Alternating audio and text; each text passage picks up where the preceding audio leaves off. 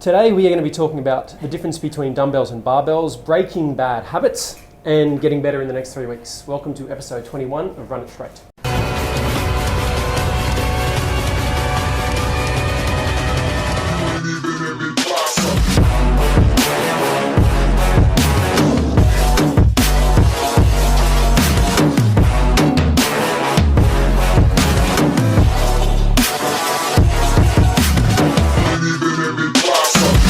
Our first question today comes from Abdul. What's better to use when training, dumbbells or barbells? Chris? I would say they both serve their own purpose, but if you are starting off, then I would say definitely dumbbells, and then as you're progressing, more barbells. Now, to elaborate on that, dumbbells create stability through the joints, and it also trains each individual arm. Whereas barbell is both arms together. So if there's any imbalances, then you'll see the bar shifting on a bench press, for example. But it is very useful when it comes to strength and power work. Like I said, there is a place for both of them that I'm sure Joe's going to elaborate on. Yeah, no, 100%. So we use dumbbells a lot at the start. When anyone new comes in to train, they do help very much with just learning the movement patterns and being able to control each dumbbell individually. So, as opposed to a barbell, it's much more stable. It's a lot easier to just push it up and down. And when you go to dumbbells, sometimes, they might each go off on their own little adventure, but part of that is you're training your stabilizers to be able to fix the humerus in place, to be able to lift each side independently. If we do have a strength difference between the left and the right sides of the body, the training with dumbbells is going to help fix that. Simply because if your left side is a little bit weaker than your right, you're meant to be doing, let's say, 12 reps. You might get to 11, the left side's about to fail, the right side's fine. Put the dumbbells down, that's the end of the set. You do 3 or 4 sets or whatever it happens to be. What ends up happening is the left side is training to fatigue a lot more than the right side is, so it improves in strength. So if you've got an imbalance, it basically starts to come back up this way. Now, if you're just using a barbell, you might have an imbalance. They'll both get stronger, but they'll come up to here. And sometimes people even load up one side, the stronger side even more, so the difference can get even bigger, which leads to injury and it leads to plateaus with your training. So we use dumbbells initially with everyone. We move to barbells more so with the heavier, like Chris said, when we're doing strength work, when we're doing power and explosive work, that's almost entirely done with barbells. So there isn't a better one. They're just, and it's not that you're not going to get stronger by using dumbbells, and it's not that you're not going to be able to develop power using dumbbells and vice versa, but they're tools. You have a flathead screwdriver, you have a Phillips head screwdriver in your toolbox. They're both tools that we use to achieve an outcome.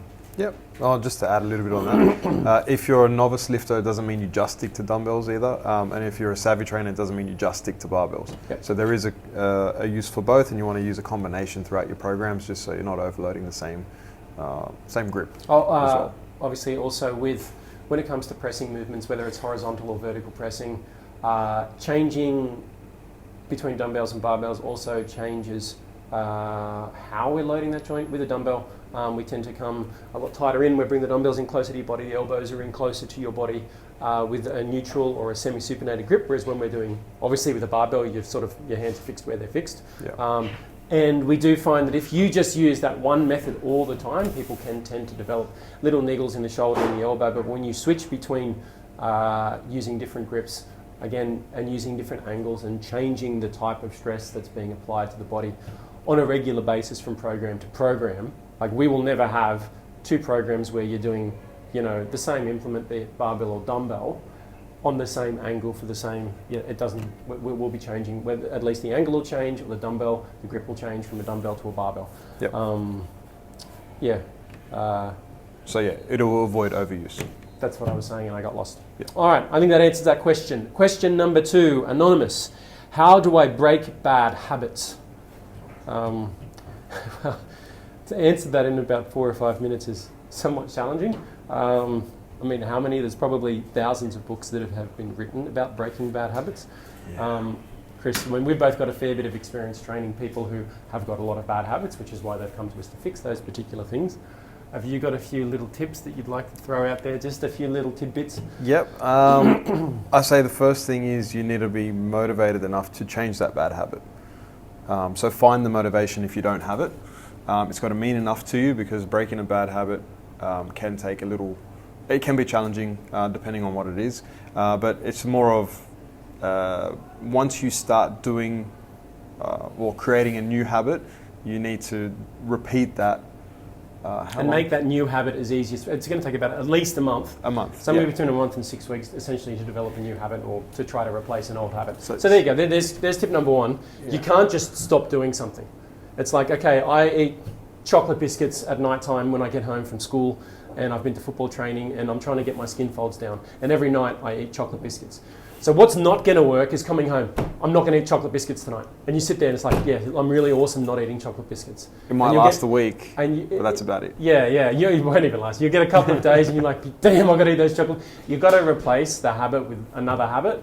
Or you've got to eliminate, what are the circumstances under which you eat said chocolate biscuits? Is it, you've come home from footy training, you've had dinner, you've had a shower, and then you sit on your bed and you play with your phone, maybe you're on Netflix or whatever it is, or you're sitting there and you're watching TV. It's when you go into that same, and then your body's just in a routine, okay, we do this, then we go and we get a sugar hit. Now, to start with, you might replace the chocolate biscuit with something else, or you might need to come up with a different nightly routine. A good tip would be not to have the chocolate biscuits in the house. Okay, so there's an amazing book called Atomic Habits. I would definitely recommend going and reading that. It goes through creating how to create new habits and how to get rid of bad habits, which is what you've said. Like I mentioned, there's 1,000 books. This is probably the best one. One of the things it talks about is creating friction around things that you don't want to be doing. So if you've got a bad habit, if you can make it, the more levels that you can put in that make it more difficult for you to do that. So, a starting point would be, you come down after you shower, you open the fridge to have a look, and there you see the Tim Tams sitting there. Hide the Tim Tams. Put them in like the vegetable crisper, because we know no one's coming down at 8:30 at night and opening up the vegetable crisper to look for a carrot to eat. You put them down there out of sight, out of mind. That can help. When you don't see it, you don't think to eat it. The next step is obviously just don't have it in your house. You're going to snack on something, you look for something else. The more levels of friction that you can have, like some people who spend too much time watching TV, we'll tell, I've got a client who, I should go to bed at this time, but I go to bed at this time because I sit down and I lie in my bed and I've got a TV in my bedroom, and 3 hours later it's like, I should go to bed. So it was pretty simple. We just had him take the batteries out of the remote control. And so he gets in there and he's, to be honest, he's actually a bit lazy. He can't be bothered getting the batteries, sticking them in the remote, clicking it back on, and then trying to turn it on. So now he doesn't watch TV at night time. So something as simple as even pulling it out at the power point means you've got to plug it in, then everything's got to power up, then you've got to turn it on. The more levels of friction that you can put between you and the habit that you're trying to change, the better. On the flip side, reducing friction around things that you want to be doing will make it easier. So, if you're trying to drink more water, but you always forget to do it, it's like, okay, well, what else do you do? Oh, I have coffee every morning. Okay, fantastic. Fill up a water bottle, sit it, if you've got a little pod coffee machine, or even if you just use the kettle, sit it right next to it. So every morning when you get up and you're going to go to school or you're going to go to work or whatever it is, and you turn the kettle on to boil the water, there's my bottle of water, and so then you drink your bottle of water. Okay, so levels of friction removed for things that you want to be doing, or increasing levels of friction around things that you don't want to be doing. Yep. So try to figure out what's causing the problem, whether it's diet related, TV related, whatever it is. And if you can control the environment around you to make it less tempting, then that's what you do. Yeah, make the bad things less tempting and make the good things more tempting. And look, like you were saying, you've got to get motivated sufficiently. And I even think I would take it a step further, that it's not so much getting motivated to not do the thing, it's getting motivated sufficiently to come up with a system that makes it hard for you to do that thing. Does that make sense? So it's not motivated to stand there and just sort of to white knuckle it and I'm not going to eat it, I'm not going to need it. It's getting motivated enough to, okay, what steps can I put in place to make it difficult when my willpower drops down? Yeah. What steps can I take that's going to make it hard for me to get it? I've even had a client who put a lock on their fridge. They had a passcode that they put in, and then the fridge unlocked 15 minutes later. And so, they want something in the fridge, they punch in the passcode, and then by the time the 15 minutes has come, it's like, you know what, I probably shouldn't eat that, I don't want to have it. They hit lock, now it's another 15 minutes.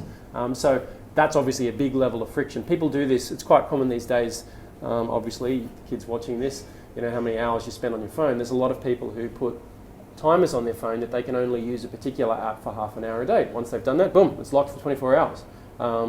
And that's what we're talking about. You need to get the motivation and get fired up enough to put the lock on your phone. Not fired up enough to, I'm not going to look at it, because it just doesn't work. It doesn't work. Yeah. But also, with some goals, it might be at a deeper level. So like if you're trying to change a bad habit, a bad eating habit because you want to lose some weight, then obviously your motivation would be that you want to lose some weight. Yeah. So again, if there's a deep underlying motive that you have. A why. A why. That's right. If you have a why, then you will always put more effort into fixing the problem. Yeah. Yep, 100%. But again, more detail if you told us a specific bad habit that you wanted to break. We probably would. Whether it was eating, watching TV, just not stretching, whatever it is. Yeah. Blowing up at the referee and getting sin binned. Yeah. Be specific next time with the questions. All right, question number 3 from Sam. I have a trial coming up. What's the one thing I can do to get better in the next 3 weeks? Looking forward to answering this one. We do get some questions like this, actually fairly common. And it's like the one thing that you could do was 6 months ago, start training. But there's a few little things that I thought of. Okay, number 1, you can get your fitness up as much as possible over the next little period. Cardiovascular fitness is something that you can lose very quickly, but you can also gain it or improve it very, very quickly. It's not like building size and strength, which takes months and years of effort. Cardio, if you had a 5 out of 10 rating, you could get it to a 7 within 3 or 4 weeks. You can make some initial gains fairly quickly if you're unfit. If you're already super fit, it's not really going to make much of a difference. But if you are, I think we talked about in the last episode, go and run a Bronco, see what your time is at, see if you can try and work on improving that. If you're not doing any fitness, that first week, try and get 3 or 4 sessions in. That second week, 3 sessions in. The last week before the trial, get 2 sessions in, then hopefully your cardiovascular fitness is going to be a little bit better going into the trial. It's going to mean that you can make some more tackles, you can make more hit-ups, you can support play better, you might be able to think. A lot of people on the football field, they play very stupid football, not because they're stupid, but just simply because they're tired and fatigued. And so fatigue can turn the smartest footballer into the dumbest footballer very quickly. So being fitter going into your trial is going to give you the confidence to do things on the field. Secondly, hone any skills that you already do have that you use. If you've got a good offload, spend a ton of time working on getting that better. Passing, left to right, spirals, short passes, offloads, practice, all of those hard skills. It's you in a 3-week period, you may well be able to move the level that your skill level is with something like passing, for instance. You might be able to move up one level on the skill acquisition continuum. So to explain that briefly, I think it was like episode 3, we talked about this once before. Yeah. There's a whole bunch of levels of acquiring skill to become proficient at it. So originally, everyone starts off at unconscious incompetence. Basically, you suck at something, but you don't even know that you suck at it, right?